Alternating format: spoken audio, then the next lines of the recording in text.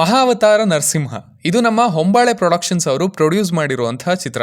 ಇವರು ಈಗ the Mahavatar cinematic universe ಅಂತ ಕ್ರಿಯೇಟ್ ಮಾಡ್ತಾ ಇದ್ದಾರೆ. ಸೊ ಅಲ್ಲಿ 12 ವರ್ಷಗಳಲ್ಲಿ 7 ಸಿನಿಮಾಗಳನ್ನ ಪ್ಲಾನ್ ಮಾಡಿದ್ದಾರೆ, ಅನೌನ್ಸ್ ಕೂಡ ಮಾಡಿದ್ದಾರೆ. ವಿಷ್ಣುವಿನ ಅವತಾರಗಳನ್ನು ಕವರ್ ಮಾಡ್ತಾ ಇದ್ದಾರೆ ಇಲ್ಲಿ. ಅದು ಕಲ್ಕಿ ಅವತಾರದ ಸಿನಿಮಾಗಳ ಜೊತೆ ಎಂಡ್ ಆಗುತ್ತೆ ಕೂಡ. ಸೊ ಅದರಲ್ಲಿ ಬಂದಿರುವಂತಹ ಮೊದಲ ಸಿನಿಮಾ ಮಹಾವತಾರ ನರಸಿಂಹ. ನಮಗೆಲ್ಲ ಗೊತ್ತಿದೆ ಈ ನರಸಿಂಹನ ಅವತಾರ ಏನಕ್ಕಾಗಿ ಬಂದದ್ದು, ಅದರ ಕಥೆ ಏನು ಅಂತ. ಸೊ ಅದೇ ಕಥೆಯ ಮೇಲೆ ಈ ಸಿನಿಮಾ ಕ್ರಿಯೇಟ್ ಆಗಿದೆ. ಇಲ್ಲಿ ಹಿರಣ್ಯಾಕ್ಷ, ಹಿರಣ್ಯ ಕಶ್ಯಪ ಹಾಗೆ ಭಕ್ತ ಪ್ರಹ್ಲಾದನ ಕಥೆಗಳನ್ನು ಹೇಳಿದ್ದಾರೆ, ಅದನ್ನು ಅನಿಮೇಟೆಡ್ ರೂಪದಲ್ಲಿ ಹೇಳಿದ್ದಾರೆ. ಸೊ ಅದು ಹೇಗಿತ್ತು, ನರಸಿಂಹ ಅವತಾರದ ಕ್ವಾಲಿಟಿ ಹೇಗಿದೆ, ಆ್ಯಂಡ್ ಈ ಒಂದು ಇವರ ಎಫರ್ಟ್ಗೆ, ಇವರ ಯೂನಿವರ್ಸ್ಗೆ ಫ್ಯೂಚರ್ ಇದೆಯಾ ಇಲ್ವಾ ಅನ್ನೋದನ್ನೆಲ್ಲ ನೀವು ಸಿನಿಮಾದಲ್ಲೇ ನೋಡಿ ತಿಳ್ಕೊಳ್ಬೇಕು. ಮೊದಲನೇದಾಗಿ ಇದರ ಪಾಸಿಟಿವ್ಸ್ ಕಡೆಗೆ ಬರೋದಾದರೆ ಐ ಆಮ್ ರಿಯಲಿ ಸರ್ಪ್ರೈಸ್ಡ್ ಅಂತ ಹೇಳ್ತೀನಿ. ಆ್ಯಕ್ಚುಲಿ ನಿಜ ಹೇಳಬೇಕಂದ್ರೆ ನಾನು ಇದರ ಕಡೆ ಇಂಟ್ರೆಸ್ಟನ್ನು ತೋರಿಸಿರಲಿಲ್ಲ. ಬಿಕಾಸ್ ನನ್ನನ್ನು ಫಾಲೋ ಮಾಡ್ಕೊಂಡು ಬಂದಿರೋರಿಗೆ ಗೊತ್ತಿರುತ್ತೆ, ಅನಿಮೇಟೆಡ್ ಸಿನಿಮಾಗಳಲ್ಲಿ, ಕಾಂಟೆಂಟ್ಗಳಲ್ಲಿ ನಾನು ಸ್ವಲ್ಪ ಹಿಂದೆ ಇದ್ದೀನಿ, ಆ ವರ್ಲ್ಡಲ್ಲಿ ನಾನು ಹಿಂದೆ ಇದ್ದೀನಿ ಅಂತ.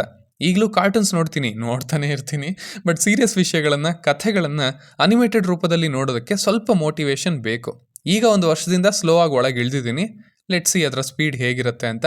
ಸೊ ಅದೇ ನಿಟ್ಟಿನಲ್ಲಿ ನಾನು ಪ್ಲ್ಯಾನ್ ಕೂಡ ಮಾಡಿರಲಿಲ್ಲ ಈ ಸಿನಿಮಾನ ನೋಡಬೇಕು ಅಂತ. ಬಟ್ ನೋಡಿದ ಮೇಲೆ ಇದು ಸರ್ಪ್ರೈಸ್ ಮಾಡ್ತು ಅಂತ ಹೇಳ್ತೀನಿ.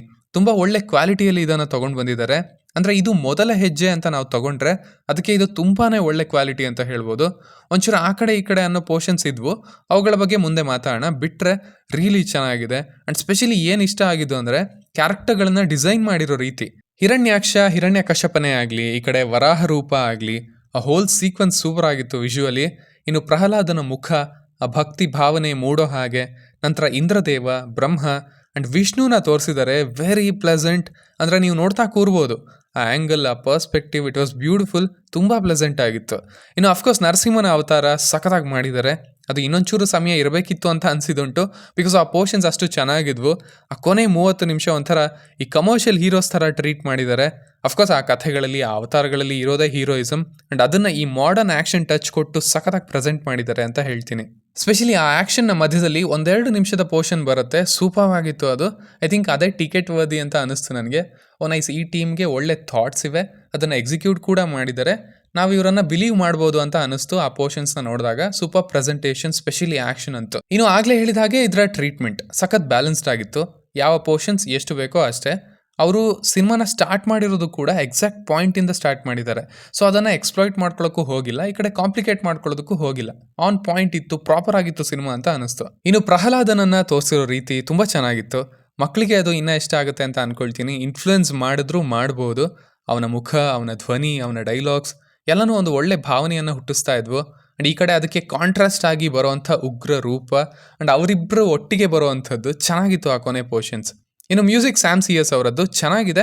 ಬಟ್ ಒಂದಷ್ಟು ಶ್ಲೋಕಗಳನ್ನು ಯೂಸ್ ಮಾಡ್ಬೋದಿತ್ತೇನೋ ಅಂತ ಅನಿಸ್ತು.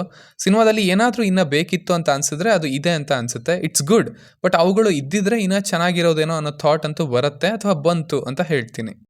ಇನ್ನು ಇದರ ನೆಗೆಟಿವ್ಸ್ ಅಂತ ಹೇಳೋದಾದರೆ ತುಂಬ ಸಿಂಪಲ್, ತುಂಬ ಡೈರೆಕ್ಟ್. ಫಸ್ಟ್ 40 ಮಿನಿಟ್ಸ್ ಆ್ಯಕ್ಷನ್ ಇದೆ, ನಂತರ ಕೊನೆ 40 ಮಿನಿಟ್ಸ್ ಕೂಡ. ಸೊ ಮಧ್ಯ ಪ್ರಹ್ಲಾದನ ಪೋರ್ಷನ್ಸ್ ಏನು ಬರುತ್ತೆ, ಆ ಕಥೆ ನಮಗೆ ಗೊತ್ತಿದೆ. ಸೊ ಅಲ್ಲಿ ನಮಗೆ ಸ್ವಲ್ಪ ಓಕೆ ಇದು ನಮಗೆ ಗೊತ್ತಿದೆ ಅನ್ನೋ ಭಾವನೆ ಬರಬಹುದು. ಅಥವಾ ನರಸಿಂಹನ ಅವತಾರ ನೋಡಬೇಕು ಅನ್ನೋ ಭಾವನೆ ನನ್ನಲ್ಲಿ ಇದ್ದಿದ್ದರಿಂದ, ಈಗನೆಸ್ ಇದ್ದಿದ್ದರಿಂದ, ಅಫ್ಕೋರ್ಸ್ ಈ ಕಥೆ, ಇದರ ಡೀಟೇಲ್ಸ್ ಎಲ್ಲ ನಾನು ಓದಿರೋದ್ರಿಂದ ನನಗೆ ಆ ಭಾವನೆ ಬಂದಿರಲಬಹುದು ಅಂತ ಹೇಳ್ತೀನಿ. ಸೊ ಅಲ್ಲಿ ನಾವು ಒಂಚೂರು ತಾಳ್ಮೆಯನ್ನು ತಗೊಳ್ಬೇಕಾಗತ್ತೆ. ಅಫ್ಕೋರ್ಸ್ ಈ ಕಥೆ ಗೊತ್ತಿಲ್ಲದೆ ಇರೋರಿಗೆ ಈ ಪಾಯಿಂಟ್ ನೆಗೆಟಿವ್ ಕೂಡ ಆಗೋದಿಲ್ಲ. ಇನ್ನು ಪ್ರಹ್ಲಾದನ ಫ್ರೆಂಡ್ಸ್ ಏನಿರ್ತಾರೆ ಅವರ ಅನಿಮೇಷನ್ ಸ್ವಲ್ಪ ಬೇರೆ ಎಲ್ಲ ಪಾತ್ರಗಳ ಕ್ವಾಲಿಟಿಗಿಂತ ಕಡಿಮೆ ಇತ್ತು ಅಂತ ಅನಿಸ್ತು. ಅಂದರೆ ಇವರು ಇಂಪಾರ್ಟೆಂಟ್ ಮೂಮೆಂಟ್ಸ್ಗಳಿಗೆ ಹೆಚ್ಚು ಕಾನ್ಸಂಟ್ರೇಟ್ ಮಾಡಿದ್ದಾರೆ, ಅದೇ ಕ್ವಾಲಿಟಿ ಇಲ್ಲಿ ಅಷ್ಟು ಕಾಣಲಿಲ್ಲ ಅಂತ ಹೇಳ್ತೀನಿ. ಸೊ ಸಿಂಪಲ್ ಆಗಿ ಹೇಳೋದಾದರೆ ಇಟ್ಸ್ ಅ ಗುಡ್ ವಾಚ್ ಅಂತ ಹೇಳ್ತೀನಿ. I am really surprised. ತುಂಬ ಚೆನ್ನಾಗಿ ಮಾಡಿದ್ದಾರೆ. ಟ್ರೀಟ್ಮೆಂಟ್ ಯಾವ ಆ್ಯಕ್ಷನ್ ಮೂವಿಗೂ ಕಮ್ಮಿ ಇಲ್ಲ. ವಿಜುವಲಿ ಈ ಅವತಾರಗಳನ್ನು ಈ ಮಾಡರ್ನ್ ಟಚ್ಚಲ್ಲಿ ನೋಡಿದ್ದು ಖುಷಿ ಕೊಡ್ತು. ಆ್ಯಂಡ್ ಇವರ ಇನಿಷಿಯೇಟಿವ್ ಏನಿದೆ, ಇವರ ಈ ಯೂನಿವರ್ಸ್ ಏನಿದೆ, ಅದರಲ್ಲಿ ನಂಬಿಕೆ ಕೂಡ ಹುಟ್ಟಿತು ಅಂತ ಹೇಳ್ತೀನಿ. ನೆಕ್ಸ್ಟ್ ಬರ್ತಾ ಇರೋದು ಪರಶುರಾಮನ ಅವತಾರ 2027ರಲ್ಲಿ. ಸೊ ಅದಕ್ಕೆ ಅಷ್ಟು ಅನಿಮೇಟೆಡ್ ಕಾಂಟೆಂಟ್ಗಳನ್ನು, ಸಿನಿಮಾಗಳನ್ನು ಫಾಲೋ ಮಾಡದೇ ಇರೋ ನನ್ನನ್ನು ಎಕ್ಸೈಟ್ ಆಗೋ ಹಾಗೆ ಈ ಸಿನಿಮಾ ಮಾಡಿದೆ ಅಂತ ಹೇಳ್ತೀನಿ. ಹಾಗೆಯೇ ಈ ಥರದ ಎಕ್ಸ್ಪೆರಿಮೆಂಟ್ಗಳಿಗೆ, ಹೊಸ ಪ್ರಯತ್ನಗಳಿಗೆ ಈ ಚಾನಲ್ನಲ್ಲಿ ಯಾವಾಗಲೂ ಸಪೋರ್ಟ್ ಇದ್ದೇ ಇರುತ್ತೆ. ಸೊ ಇಷ್ಟು ನನ್ನ ರಿವ್ಯೂ ಆಗಿತ್ತು ಈ ಸಿನಿಮಾದ ಬಗ್ಗೆ. ಇನ್ನು ನೀವು ಆಲ್ರೆಡಿ ಇದನ್ನು ನೋಡಿದರೆ ಇದು ನಿಮಗೆ ಹೇಗನ್ನಿಸ್ತು ಅನ್ನೋದನ್ನು ಖಂಡಿತ ಕೆಳಗಡೆ ತಿಳಿಸಿ. ಆ್ಯಸ್ ಯೂಶುವಲ್ ಮತ್ತೆ ಸಿಗೋಣ.